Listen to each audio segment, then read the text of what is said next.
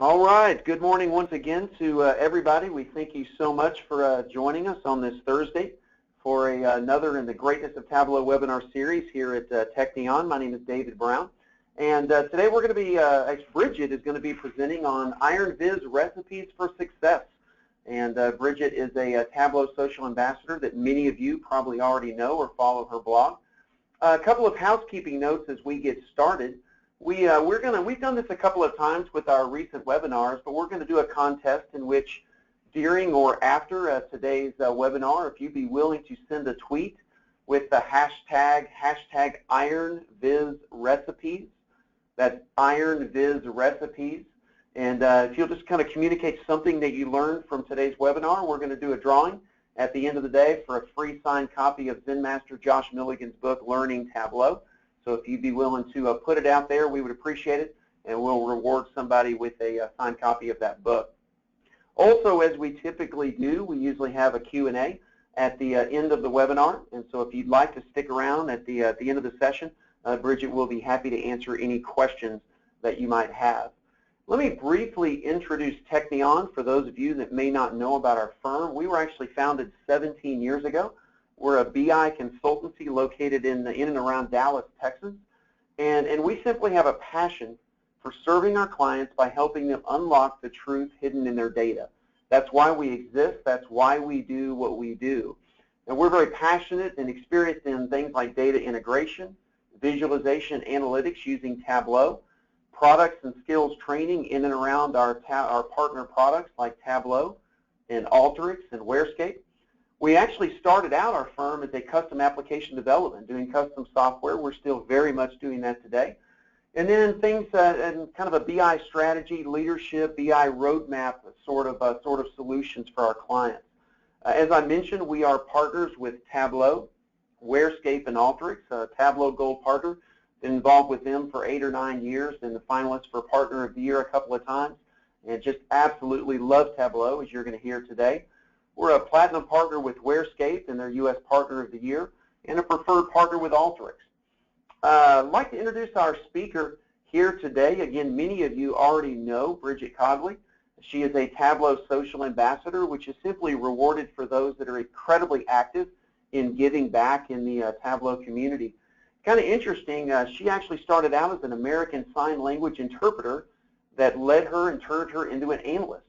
She's got background includes training, management, HR, sales support, and data analysis. And what you're quickly going to hear for those of you that are new to Bridget is that she has an absolute passion for Tableau and data visualization. I would recommend that you check out her blog. It's Tableau Fit. And so, Bridget, I'm going to turn it over to you now. Thank you so much, everybody. Thank you, David.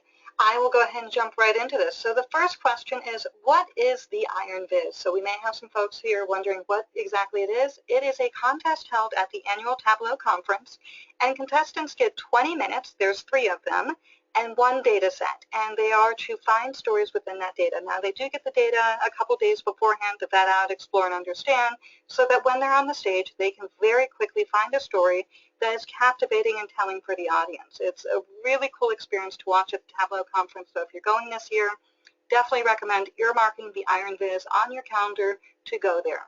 So the point of this webinar is to actually look at what happens before the IronViz to get a little bit of ideas to just add some BAM to the dashboards. And also, we've had 2 feeder contests so far, and there is a 3rd seat out there waiting. So for everybody on the line, if you're thinking of entering, this may give you some ideas for how to secure that 3rd seat. I do anticipate a very, very tight contest. And so let's look at this. What exactly is the feeder? And how do you get to be an IronViz contestant? And so you do that by entering the IronViz feeder contest. So Tableau will put them out on Twitter, they'll put them out on the Tableau public blog, and they'll say, hey, you've got 2 weeks, here's the topic. So one topic was food, another topic this year was politics. You find the data, any data you like, and you put together a dashboard however you like. So that is kind of the IronViz feeder contest at a very high level. And what I speculate, and again, I'm not part of Tableau, I don't have any insider information, but what I speculate is some of this is really to get ideas about design, analysis, but also just ways to push the software in a technical fashion. And so some of this is also about bringing new ideas to the table. And what I have to say, and I really need to commend the community for this, is I did reach out to this year's winners of the 2 different feeder contests that have been out so far, and every single one of them has said that, yes, you may feature my visualization in this webinar. Every single one of them has given me access. Every single one of them has said, if you have questions, let me know. I am more than willing to help. So this webinar would not be possible without just the phenomenal community that we have. So I really need to send out a huge thank you to the people who have said, that have allowed me to use their visualization. So to start off with, I'm actually going to start out with the crowd favorite from Luke Stenke. And what he did is really, really neat. I'm going to drop out of my presentation for a moment and jump right into his. So Luke designed this mobile dashboard, and it was really neat. It was the crowd favorite for the food fight contest, and he just put together this really cool thing. So it's kind of like a web app. You look at this and you go, huh, like this is something you'd see on a telephone. And he really builds this really cool story about the meat that we eat. You click through here, and you can start to understand kind of what does the meat industry look like. He's got some fun little toys in here like the bacon chart, which I really enjoyed. So you can change it from a line chart. So we've got our line chart here. You can see there's not a lot of movement. And so just for fun, Luke made this wonderful bacon chart. So, and we'll actually dig deeper into that very quickly. And then also you can see where he's got a really cool kind of part with sheet swapping, where you can actually click on this and switch out the sheet. So you've got North America as a focus. You click on this grid, and then it changes it so you've got small multiples, so you can really look at the data that way as well. So very well made, very nicely set up for a phone, so you can actually imagine touching this and saying, okay, I'm going to touch on this, and actually see this switch over to where I've got this in focus and where I would use my finger then to scroll through these others. So very neat there. And then again, continuing to walk through this dashboard, we've got some different ways to focus on the data. Again, keeping in mind that this is designed for a mobile experience. So I found that really neat.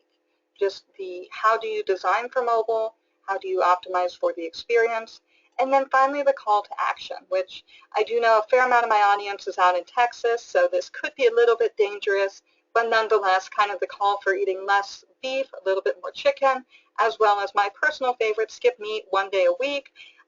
So there you go. That is kind of this high-level visualization. So what can we take from this? And that's really what I want to explore very quickly, is just looking at how we set the story. So we immediately set the branding right here kind of with this image, and as we flow through this, we see that the image is kind of carried. So we have this application. We really believe that we are in an application, and I found that really neat.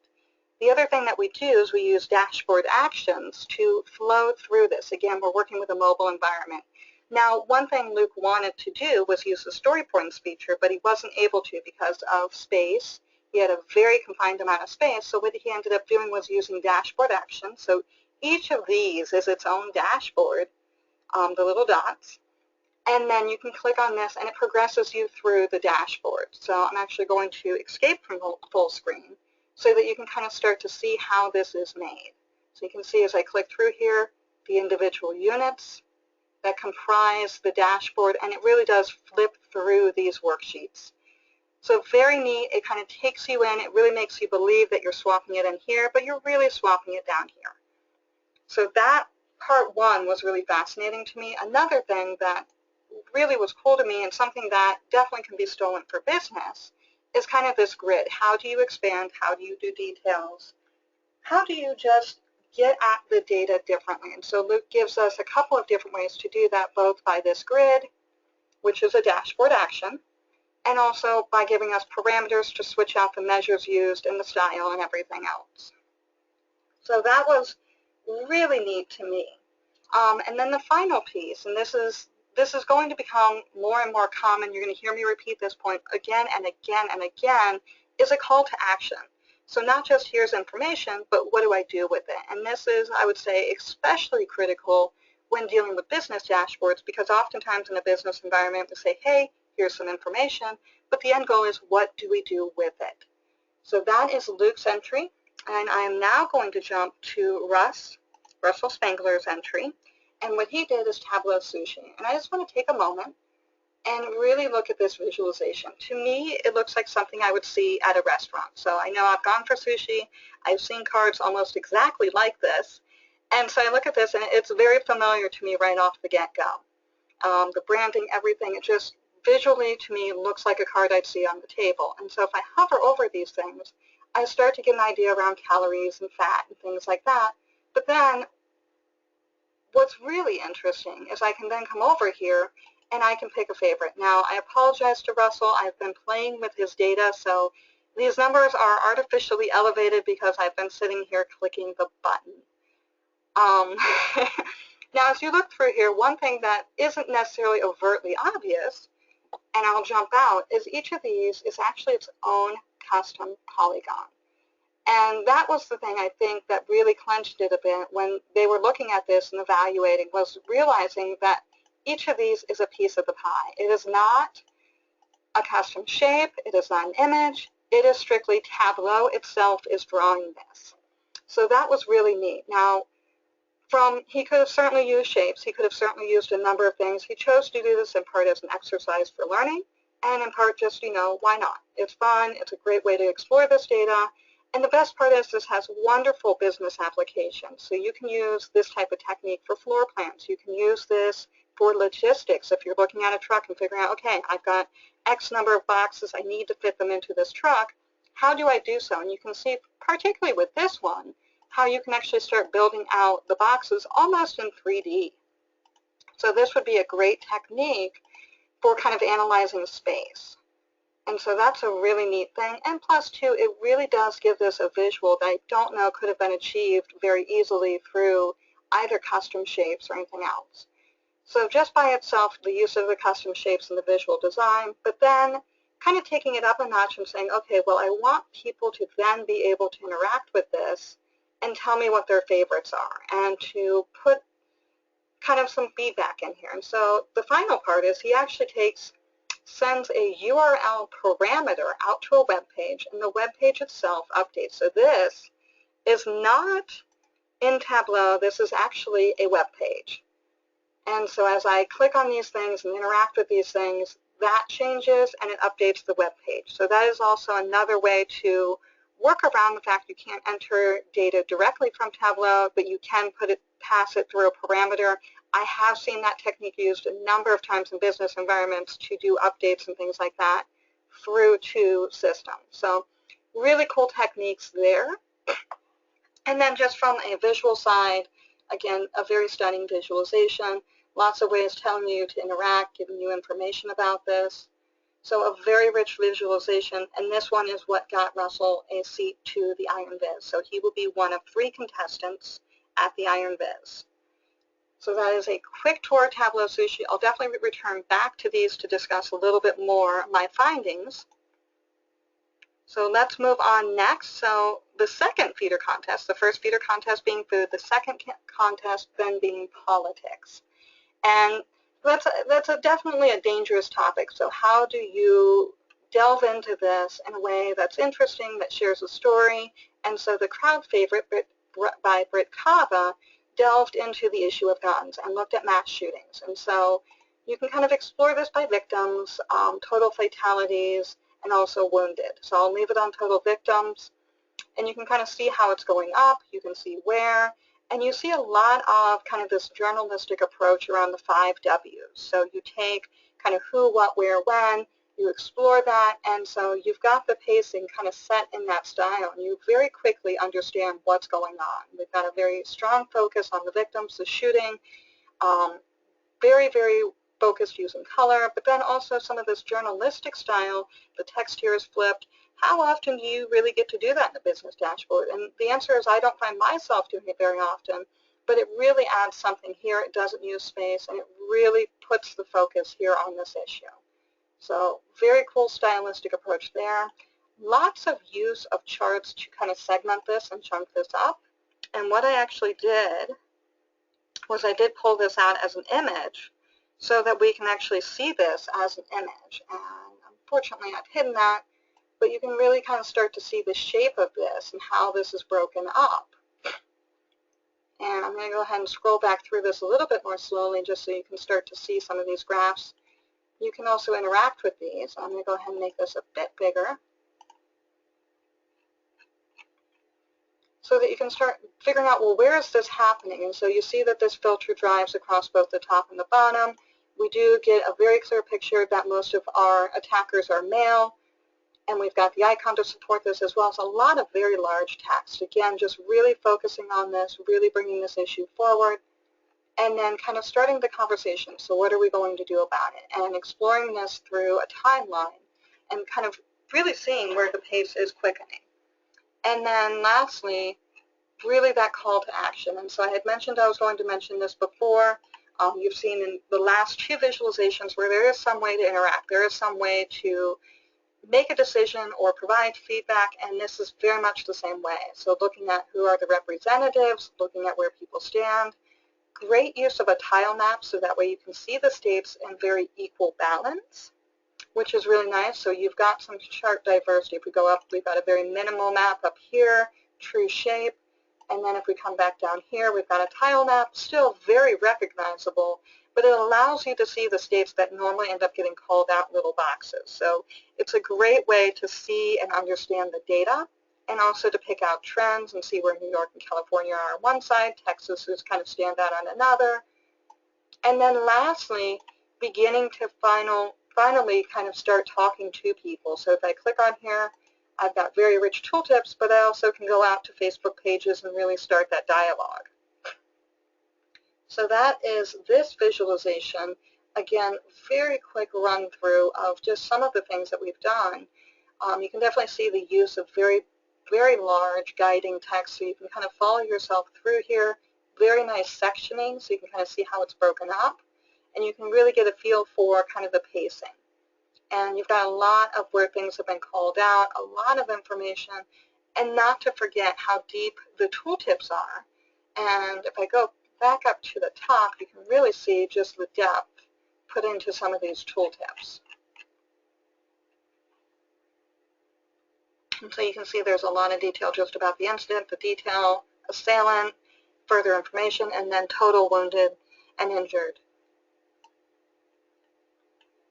So that is this visualization, again, at a very quick high level, keeping in mind things like call to action,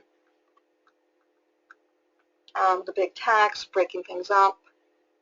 And then lastly, going into the final visualization that has also won a seat to the Iron Visualization Contest, and this is Robert Roos.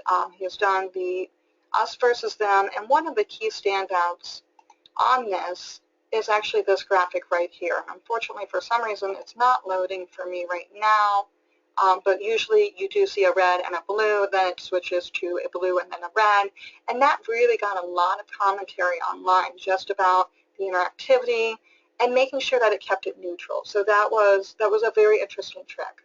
I'm a little sad that it's not showing up on the webinar, but again, the other thing that was mentioned too is just how he set up the chart, taking it down. So you've got time, but you've got time going downward, but it really allows you to see how things have become far more polarized. And what Robert has done on this one is he's really put the focus towards one question, and we'll explore that here in a few seconds. And Robert has done a more conventional story points presentation where you can walk through this and actually see this just as a slide. He engages the user so you can start saying, okay, I fall here, I fall there, and you can actually find where your score would be on the very chart that was shown in the first page. So kind of a great way to draw people in. And then lastly, breaking it down by detail. So breaking this down by party or by ideology or any of these other factors to really begin diving deeper into the issues that drive that polarity. And then lastly, the whole thing that Robert's been working towards is this one question about have we become so polarized and the damage it could do. And so he asked this very powerful question of, was John Adams right about kind of this political evil of breaking out into two parties and really becoming a government under two parties? So great question, great pacing. And this definitely won him a seat at the IronViz. So jumping back to each of these four and really understanding what did they do, what drove kind of the winning information, or what got them there. And so I'll kind of jump back here, kind of a little bit to a recap. So some of the things that we saw in these are things like the use of mobile, which that is quickly becoming something of interest. And Tableau is recognizing this. What's coming out in Tableau 10 is the ability to adapt dashboards for mobile. But we can also see how Luke had to adapt his own storytelling to the mobile device. So he had to break it up. He had to really limit his chart use. So you really only saw he had about 2 charts per page, and also set things up so that fat fingers like mine could click on this and actually delve deeper into it without setting, issues or having problems. The other thing that this could be used for, so you look at Luke and his visualization, this is a great conversation, or a great way to start a conversation about how do we as a company design a mobile app. So if I'm looking to develop an online presence or build an app, we see how Luke was very able to pull in data, but then also just able to pull in different calls to action. So some of these really don't have a ton of data. I mean, this has data, but it doesn't necessarily come off as a chart. So that's one way to start thinking about how do I prototype. Very interesting thought there. The other thing is use of sheet swapping. So if I don't want to take users from a space, I can move them. And so Luke's visualization in particular kind of forces you through that process. As you click through these, you again feel like you're in an application. You don't realize what's happening, which is really I'm just bouncing from worksheet to worksheet. So that's kind of another option to bring to dashboards within the business environment. A few other things, polygons. These are very, very powerful, and I would say in a lot of respects still fairly underutilized. As we look at Russ's Viz, we can see that these polygons really do add something. And what's more is when I look at from a floor plan standpoint, or I look at from a logistics standpoint, and I want to start mapping out space, I realize I have the ability, and it's fairly easy in some regards. So Russell took Adobe Illustrator, got the path, put it into Alteryx, ran that through some scripting, and then was able to have Tableau draw out these shapes. So very fascinating process. Frankly, we could do an entire webinar just on that technique alone to really delve into how do you build shapes, how do you integrate this information. So very powerful.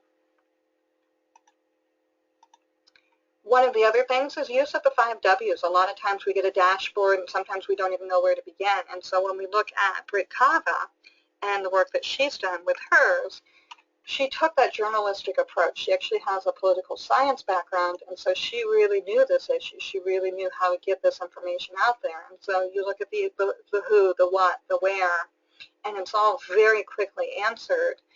And so then you're motivated to explore. You're motivated to understand deeper, and she takes you kind of further into this issue so you really understand. So very powerful visualization, very powerful, and just kind of getting people to think about this and make a stance.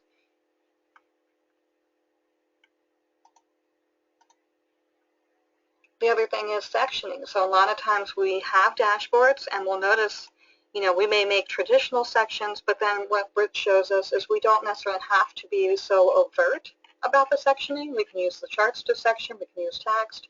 And so you can see that the line draws the eye on its own. It doesn't need to be told that here's, spot 1, here's spot 2. We're using charts to help that, and this chart is kind of the unifying link, so I know I can click on this and interact with both top and bottom. So a lot of thought that went into that.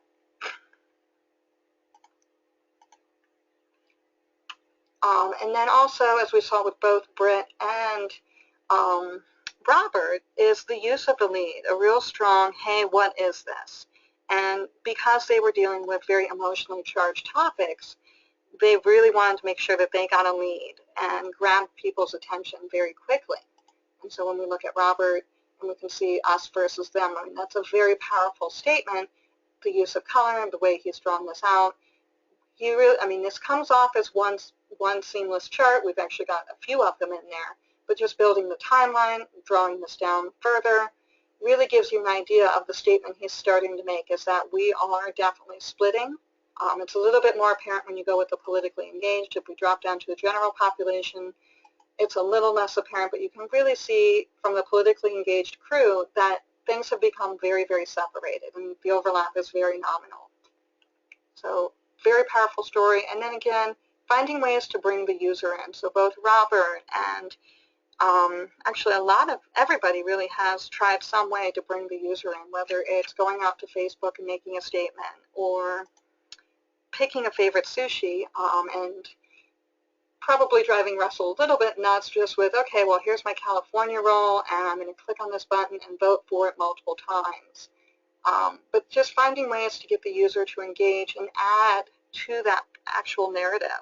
And the same thing, too, with Luke, where he says, you can make a stand. You can choose how you eat. You can drop down your consumption of various things. So, again, very powerful ways to drag people in, and something that we may or may not be doing as often as we should within a business environment. So that's what you should take for business.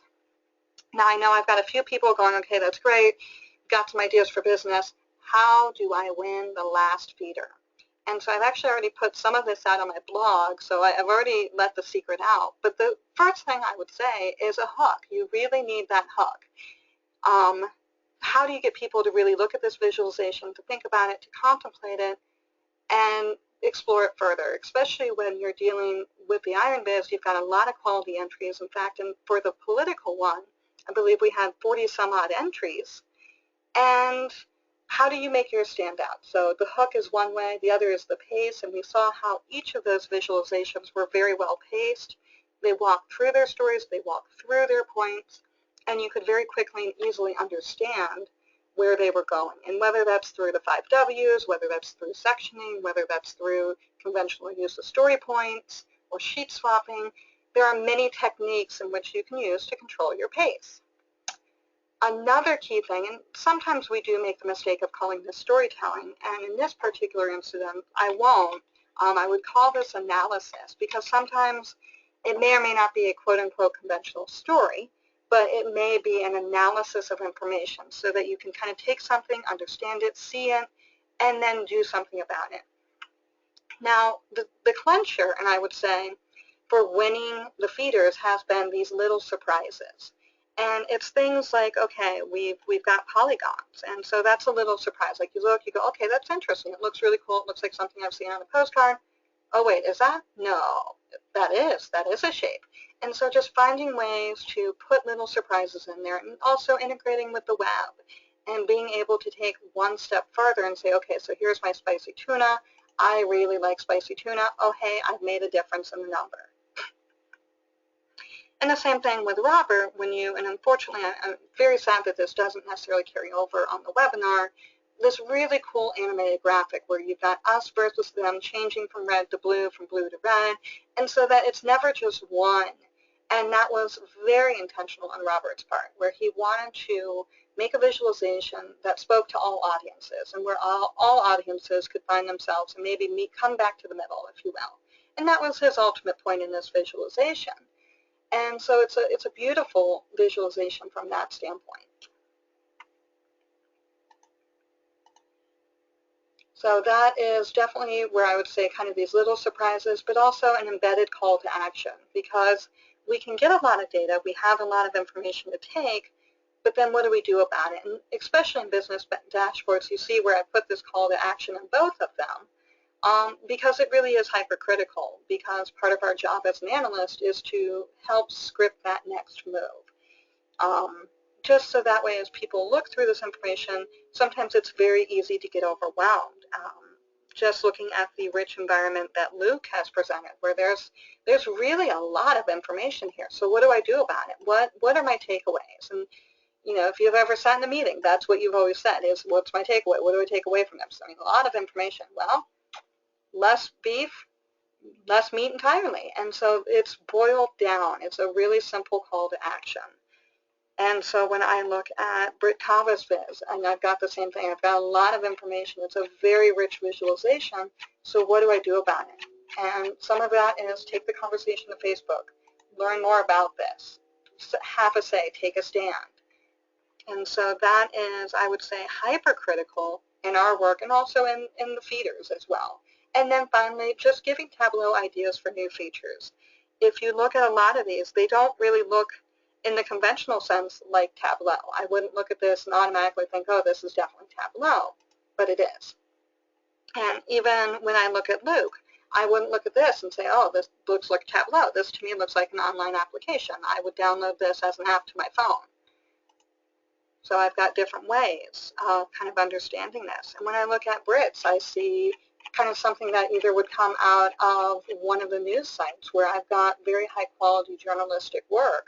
And so I kind of scroll through here, I get engaged in the story, I really begin to understand what's going on, and it's very nicely sectioned.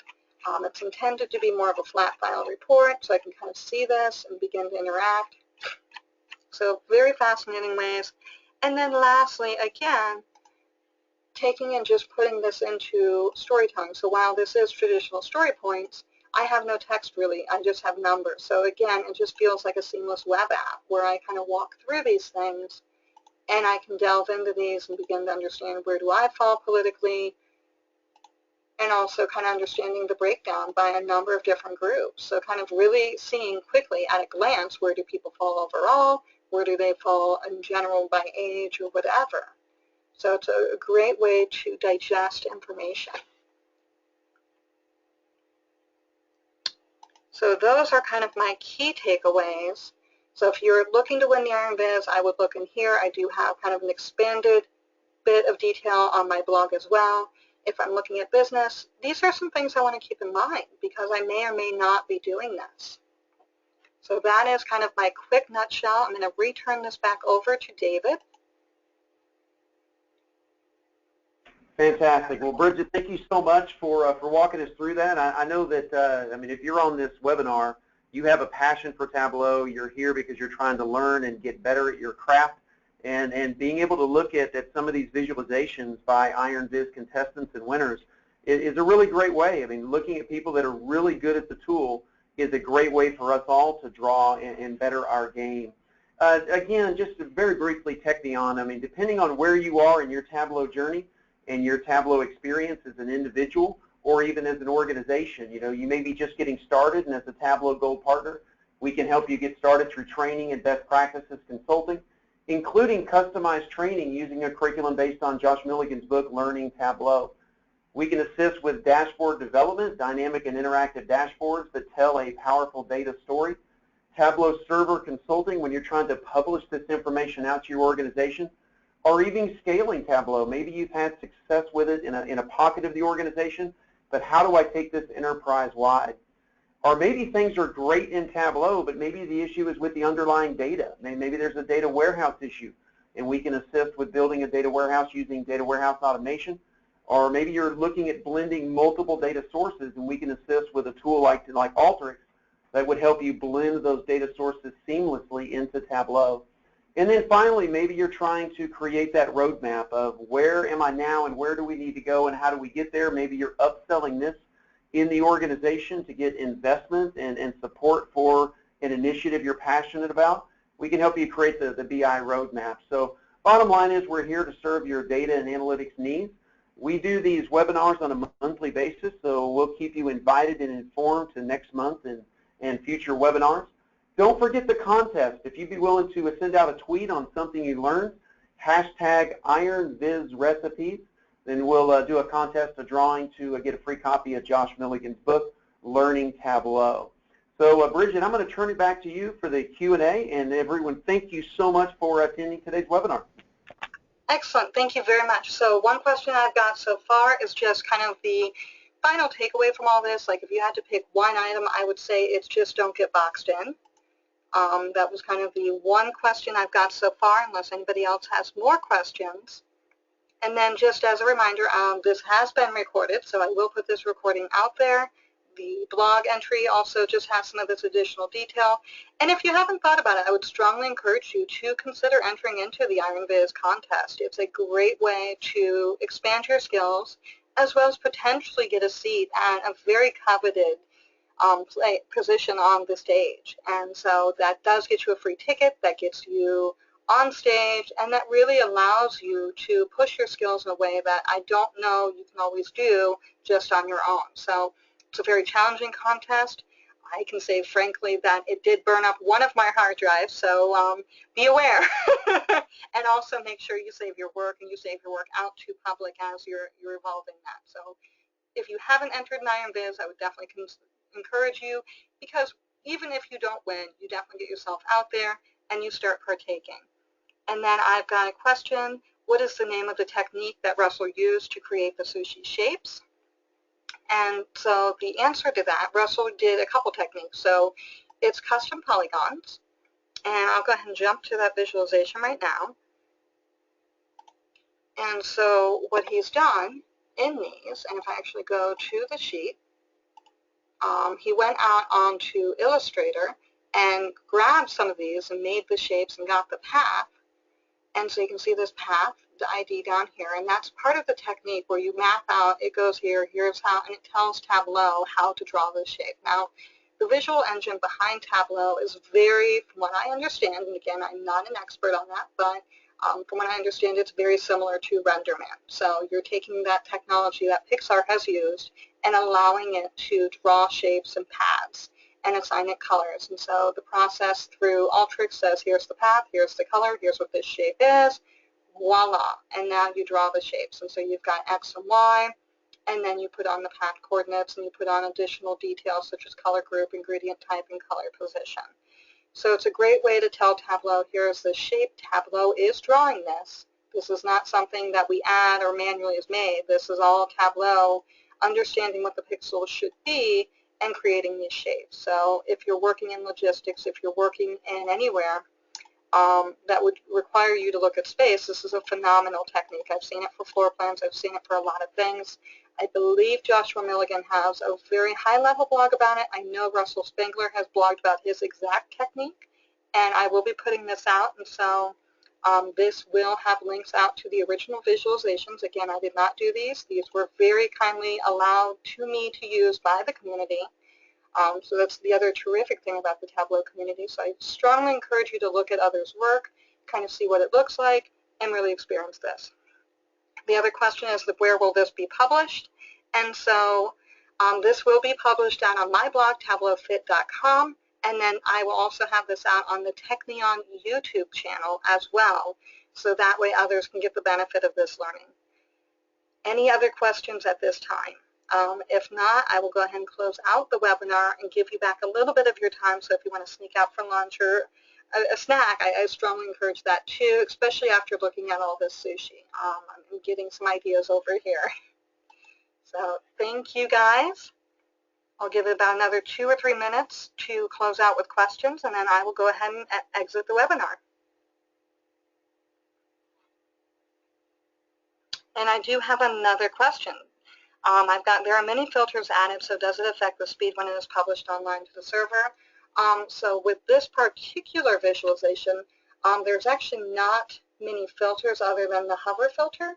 And then these are radio buttons just displaying the information of where it falls on the fat chart. And then this is a parameter, and it pushes out the URL so that you can actually vote on these items. So there's not many filters. Now, if you have a visualization with a ton of filters, and especially if they're reflexive on one another, then yes, you will see slowdowns. Does that answer your question? Perfect.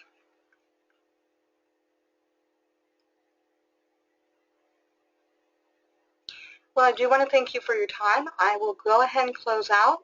And thank you guys very much. If you have any additional questions, I am on Twitter, and I'm also available on my blog as well as through Technion. So you can certainly reach out to our events email if you have questions or further ideas. And then please, please, please don't forget about the contest. If for some reason you're not yet on Twitter but using Twitter, I'd strongly encourage you to consider it, because that is where the Tableau community is. I do have one final question, dark or light backgrounds. I think it depends on the message, the topic, and what you're trying to achieve. I will say I do favor dark backgrounds when doing things like mobile in particular. And then also, depending on what I'm attempting to do, IronViz, it's really hot. And I do know from experience that IronViz has blown up one of my hard drives, so I definitely wanted to use the Fire graphic. So I hope that answers that question.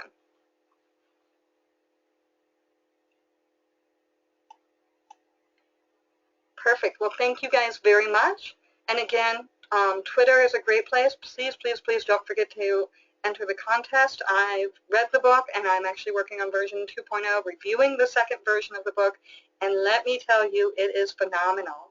I've been using Tableau for many, many years, and I have found some things in there that I didn't even know. So I strongly encourage you to pick up that book, or at least tweet to try to get a copy for free, signed and autographed, which I don't have, by the way.